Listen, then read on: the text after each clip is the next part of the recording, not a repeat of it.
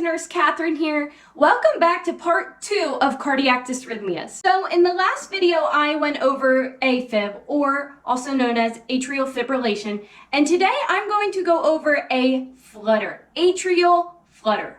Again, we will go over what it is, the causes, the symptoms, and the management of A-Flutter. So what even is atrial flutter? So A-Flutter is a heartbeat between 250 and 350 beats per minute. That's insane. So remember, this is in your right atrium. So it's only the right atrium that is beating faster. And another name for an irregular or a fast heart rate would be tachycardia. So remember, a normal heart rate is between 60 and 100. So this is over that 100 point, also known as tachycardia, but AFib is different from tachycardia.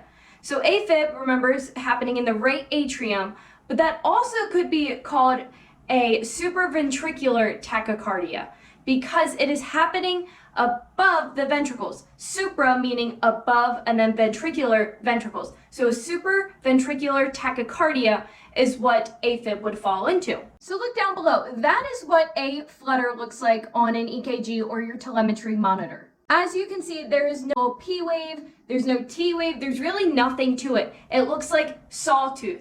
Remember sawtooth. That is going to be huge. That'll be big on your nursing tests and NCLEX. Whenever you see sawtooth, you think a flutter right away. So let's go into causes next. What even causes a flutter? So a big one would be heart disease.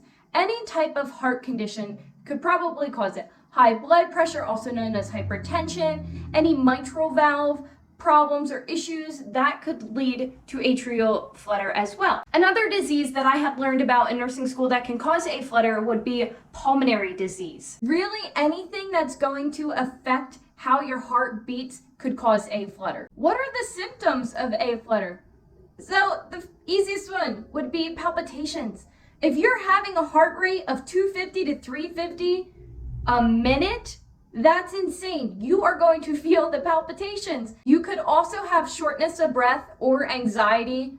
I would have anxiety if my heart was beating that fast. You could have chest pain, or you could even pass out. Now, how are you as a nurse going to manage a patient like this? You want to control the rate to prevent from any blood clot formation. So what medications would you be giving this patient?